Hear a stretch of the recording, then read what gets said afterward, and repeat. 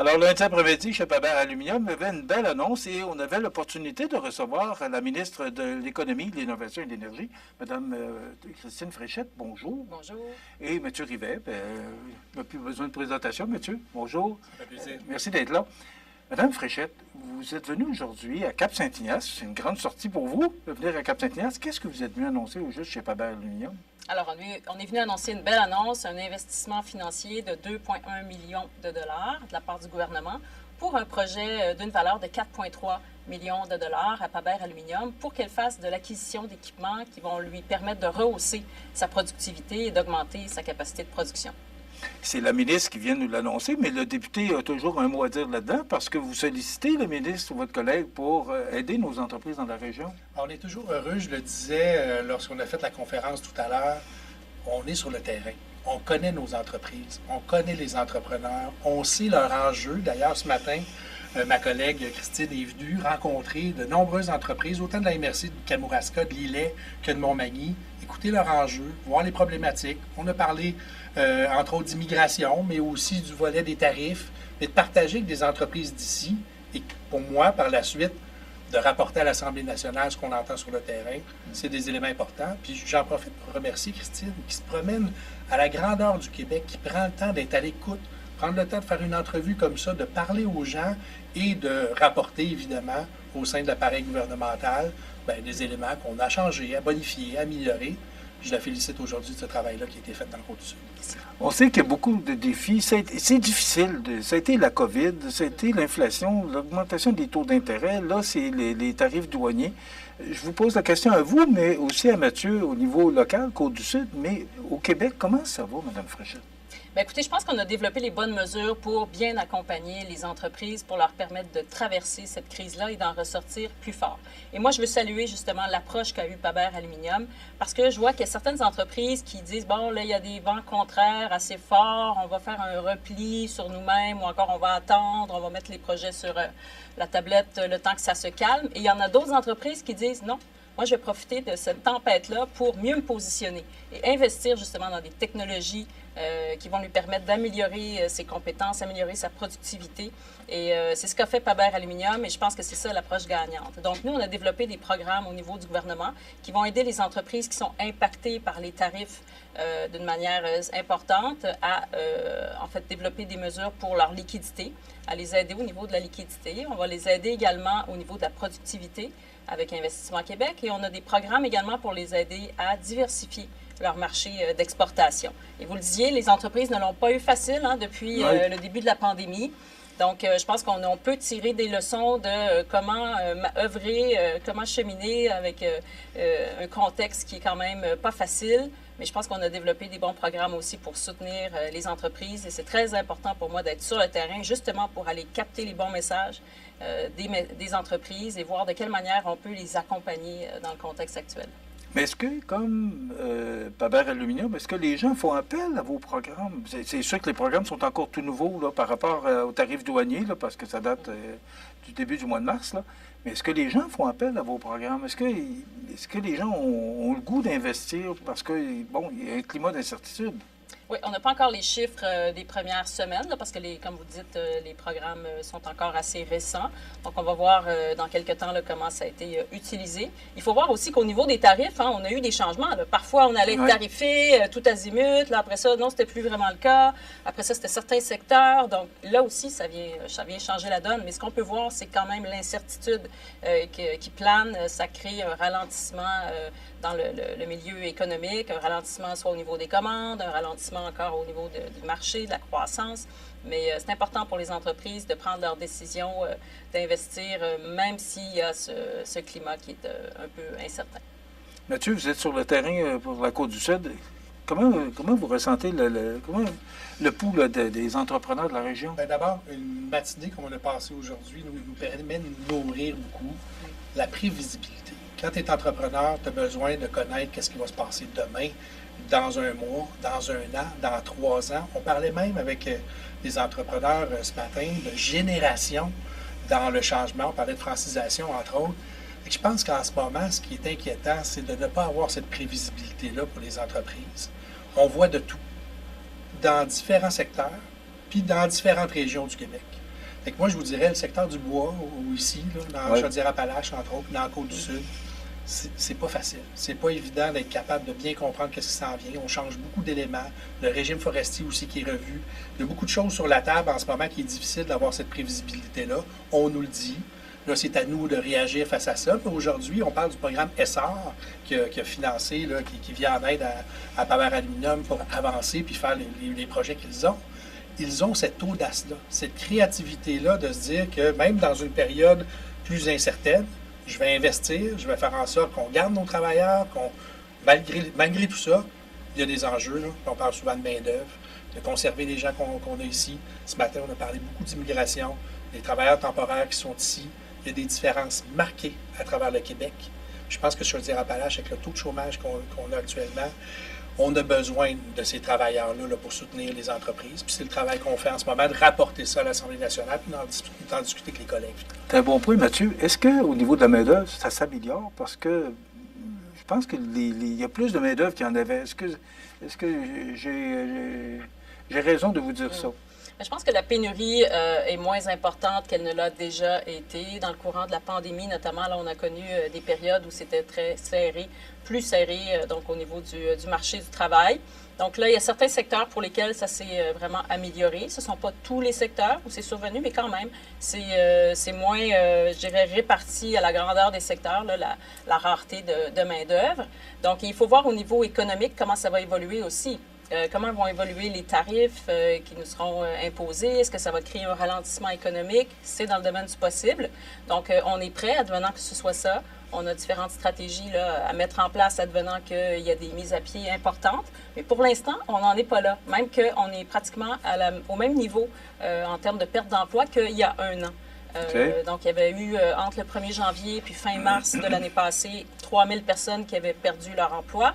On aurait aimé ça que ce soit moins cette année, mais on n'est quand même pas très loin, on est à 3100 cette année. Donc, vraiment très proche. Donc, bref, il n'y a pas encore de ralentissement économique qui se fait sentir sur le terrain. Advenant qu'il y en ait, bien là, on aura en fait des mesures à mettre en place. Est-ce que vous êtes inquiète pour l'avenir? J'ai posé la question à Mme Paris. Là. Est-ce que vous êtes inquiet pour l'avenir? Dans votre boule de cristal là, de 3 à 5 ans, vous voyez ça comment? Non, moi, je reste très confiante. D'une part, parce que je vois que le président Trump, il gouverne beaucoup par décret. Et je vous dirais que des décrets, ça ne peut pas faire apparaître des sites miniers de minéraux critiques et stratégiques. Ça ne peut pas faire apparaître des milliers de mégawatts pour alimenter des alumineries. Ça ne peut pas faire apparaître l'expertise qu'on a dans l'aluminium ici, dans l'aérospatial. Donc, on ne peut pas tout faire par décret. Il y a des choses qu'on a développées ici du fait de l'expertise qu'on a, aussi du fait des ressources naturelles que l'on a, et ça, ce ne sera pas facile à remplacer pour les États-Unis sans en subir des contre-coups importants. Alors ça me garde confiante parce que je me dis, pour plusieurs secteurs, on est incontournable pour les Américains. Alors ça, ils vont, comme je dis souvent, la réalité va rattraper le président Trump, là, j'ai bien l'impression, et on commence à le voir aussi, finalement changer d'avis sur certains secteurs stratégiques, au niveau de la forêt, par exemple. On exporte énormément de bois dans l'État de New York, notamment dans le nord-est américain, et on ne fait pas apparaître comme ça par décret des forêts prêtes à être récoltées. Donc voilà, il y a des éléments de réalité, je pense, qui vont se ramener dans le paysage du président Trump, et ça me garde confiante. Aussi, je vois beaucoup de solidarité. Donc ça, et de résilience, solidarité. Je sens que les gens veulent être à l'œuvre pour resserrer les rangs, faire en sorte de privilégier des fournisseurs québécois, canadiens. Et ça va nous aider économiquement. Puis je pense que les liens qui vont se créer là vont rester dans le temps, à moyen terme, à long terme. Donc ça va nous fortifier. Et je pense qu'on a eu un genre de sursaut collectif là, avec l'arrivée du président Trump, où là, on se dit, bon, c'est sûr que le marché américain, c'est un marché là, naturel, très important, qui a vécu une croissance économique importante ces dernières années, mais il faut qu'on regarde ailleurs aussi, davantage. Alors, cette volonté de diversifier les marchés, elle est importante et puis ça va nous servir pour la suite des choses. Mathieu, je ramène ça chez nous toujours avec la Côte-du-Sud. Est-ce que les tarifs douaniers inquiètent les entrepreneurs de la place? Parce que je parlais avec le maire de Saint-Pamphile lundi matin qui disait qu'il n'a pas ressenti encore les tarifs douaniers par rapport à l'industrie du bois, mais partout ailleurs sur la Côte-du-Sud. Je pense qu'actuellement, les impacts ne sont pas réels dans le portefeuille, mais c'est l'inquiétude. C'est le fait de jouer à ce yo-yo-là et de ne pas savoir qu'est-ce qui se passe demain pour une entreprise. Je peux vous dire que le secteur manufacturier partout dans la Côte-du-Sud, mais dans l'Îlet, dans Montmagny particulièrement, on a des entreprises fortes. On a des entreprises, on parlait ce matin, plusieurs entreprises avec 45, 50, 60 d'exportation aux États-Unis. C'est sûr que c'est inquiétant. En même temps, il y a des programmes qui sont mis sur place. On est là pour être à l'écoute. Ce matin était un beau moment pour justement parler là-dessus. On se rend compte que c'est quand même pas si pire actuellement. Je dirais que l'enjeu important, là, je reviens sur la main-d'œuvre des travailleurs temporaires. On revient toujours. Aujourd'hui, c'est ça qu'on a senti de la part des entreprises là, de Chaudière-Appalaches. Peut-être pas partout pareil, mais je pense qu'ici, ça a été l'enjeu qui est sorti. Puis j'en profite pour leur dire merci d'abord de cette rencontre-là. Ceux qui étaient absents aussi, ou d'autres PME qu'on a sur le territoire, on a cette chance-là en Côte-du-Sud d'avoir des gens qui sont effectivement résilients, qui ont un désir de performance, puis un désir de développer leur entreprise. Puis on le voit sur le terrain, comment les gens sont créatifs. Il y a de l'audace en Côte-du-Sud. Puis je leur remercie et ça me remplit de fierté de voir comment notre milieu souhaite, comme aujourd'hui, développer leur entreprise, aller encore plus loin. Puis c'est motivant pour un député comme la Côte-du-Sud d'avoir des gens comme ça avec qui on travaille au quotidien. Puis aujourd'hui, c'est un bonus d'avoir Christine avec nous sur tout le territoire du Kamouraska, de l'Îlet puis de Montmagny. Donc, je la remercie encore de sa présence aujourd'hui. Madame Fréchette, je ne peux pas passer à côté. Je reçois la ministre de l'Économie, de l'Innovation et surtout de l'Énergie. Tout le monde parle de cette taxe carbone qui est disparue du Canada, sauf Colombie-Britannique et Québec. Et là, on parlait ce matin de prix plancher, que le gouvernement voudrait enlever le prix plancher. C'est quoi la stratégie pour le gouvernement? Oui, alors on est en commission parlementaire.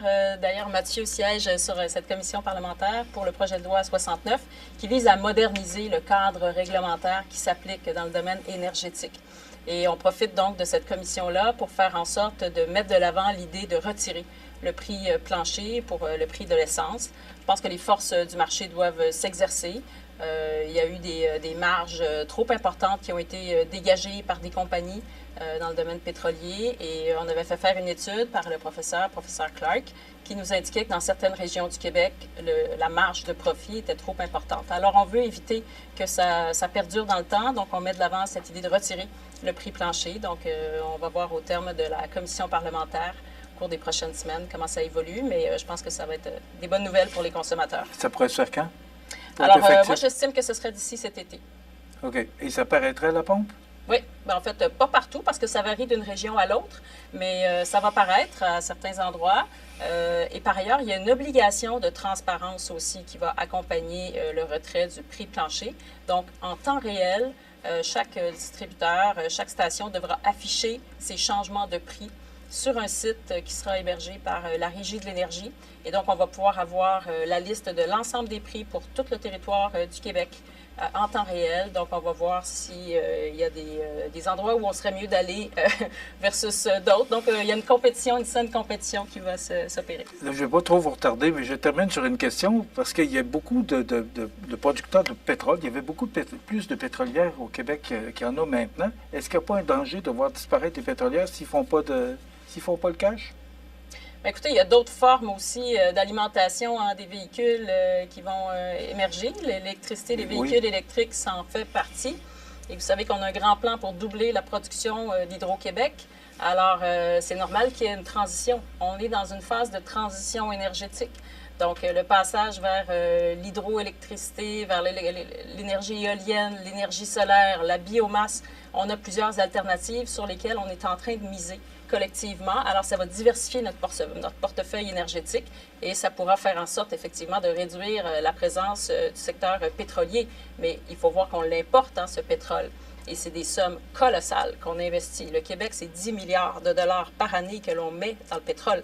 Alors, imaginez qu'on réduise notre investissement en milliards de dollars et qu'on l'investisse ailleurs dans une forme de ressources énergétiques qui nous enrichit collectivement. Je pense que ça va être un gain très important pour le Québec au fil des années. Madame, est-ce que vous avez porté le titre ou portez encore le titre de super-ministre de l'Énergie? Je préfère Christine comme titre, mais... Madame, avec l'agenda que vous avez, merci de nous avoir accordé cette entrevue. C'est très plaisir. Apprécié. Mathieu, on va se revoir bientôt sur les ondes de CMA TV. Alors, merci d'avoir été là. Alors, voilà, ça complète.